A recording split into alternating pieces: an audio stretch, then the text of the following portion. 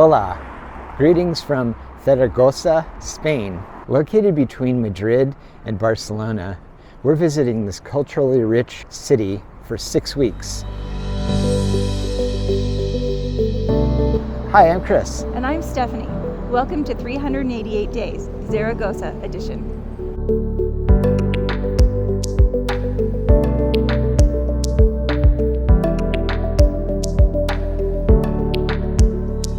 Zaragoza is located on the Ebro River about 320 kilometers east of Madrid by car.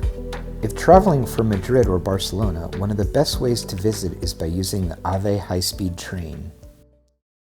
It's our first week in Zaragoza, and we've decided to start off by visiting the Aljaferiá Palace, or Palace of Joy.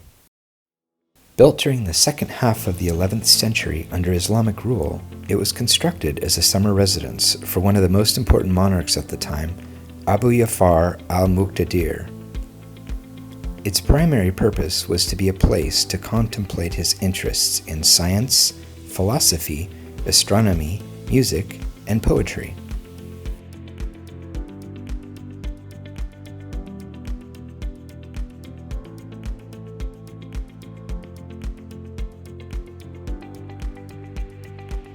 After the reconquest of Zaragoza in 1118 by Alfonso I of Aragon, it became a royal residence.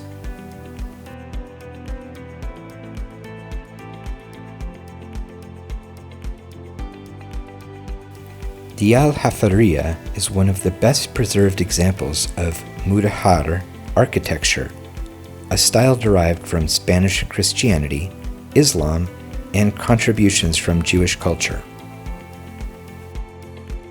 Throughout its history, the palace has served as a royal residence of Christian monarchs, the headquarters of the Tribunal of the Holy Office of the Inquisition, a fortress, and later, a barracks.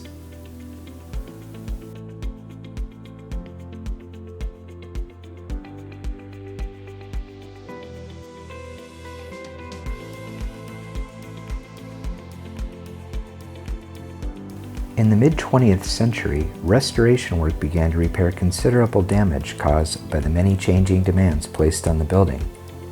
Today, the palace serves as the headquarters of the Cortes of Aragon, the regional parliament for the Spanish Autonomous Community of Aragon.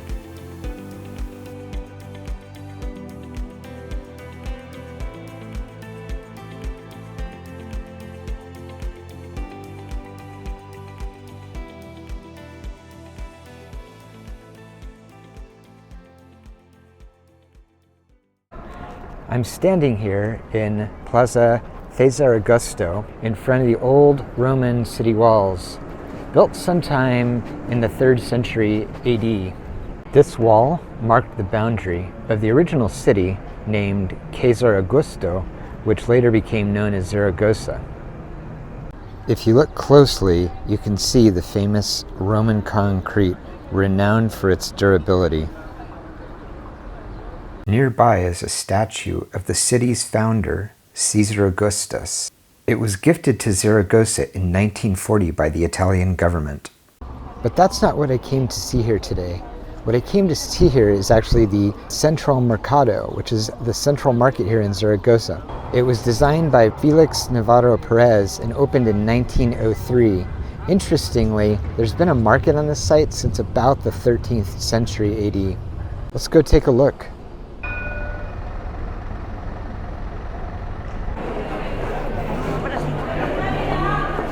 Inside the market, you're going to find 78 vendor stalls. Vendors sell anything from butchered meat, cured meat, fruits, vegetables, bread, poultry, fish. They have almost everything here that you could possibly think of. In 2018, the market closed down for about 2 years and underwent extensive renovations. It reopened in the beginning of 2020, unfortunately right before the pandemic. As you can see, the market's really busy. No sign of pandemic here. People are out and about and shopping for the holiday season. Well, that's it. On to our next location. I'm standing in front of the stone bridge, or Puente de Piedra. Located 200 meters east of the Basilica Cathedral of Our Lady of the Pilar, Puente de Piedra is the oldest bridge crossing the Ebro River. Its origins date back to the foundation of Zaragoza, where there is evidence of a smaller, more modest bridge that crossed the Ebro River. The bridge we see today is from the 15th century. It began its construction in 1401 after a flood destroyed the old bridge. It was completed 39 years later in 1440. Since that time, there have been several reconstructions due to flooding and war. In 1813, after the siege of Zaragoza, Napoleonic troops blew up a portion of the bridge to prevent the Aragonese troops from following them. In 1991, as part of a renovation, 2 lions were installed above each side of the bridge.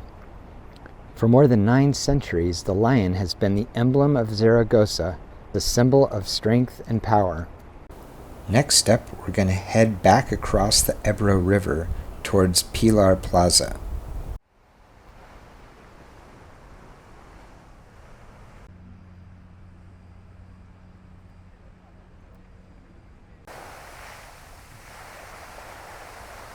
This morning we're taking a walk through Parque Grande José Antonio Labordeta.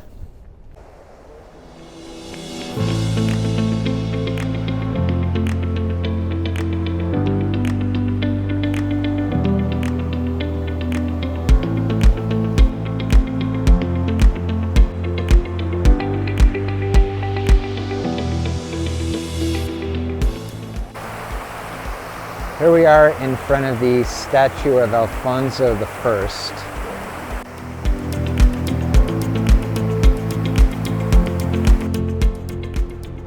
This is the largest developed park in Zaragoza.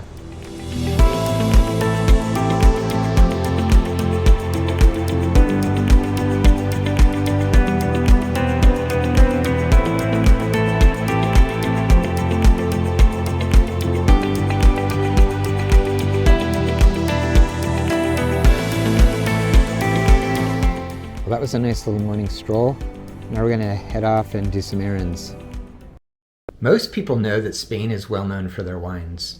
The other day, we were watching a YouTube channel called Spain Revealed, and we learned about this wine that sounded really interesting, so we thought we'd go down the street and pick up a bottle and give it a try. Finca Negra is a blend of Tempranillo, Cabernet Sauvignon, Syrah, and Merlot. The Rio Negro estate is in the Guadalajara region and is situated approximately 1,000 meters in altitude. We're going to have the wine tonight with a delicious oxtail stew that I made the other day after getting ingredients from the main market here in Zaragoza.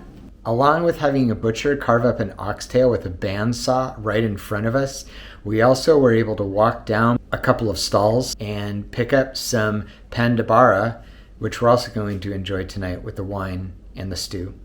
Pan de barra is a traditional bread that is used in making the bocadillas that you see when you're walking around the streets in Spain. Let's try the wine now.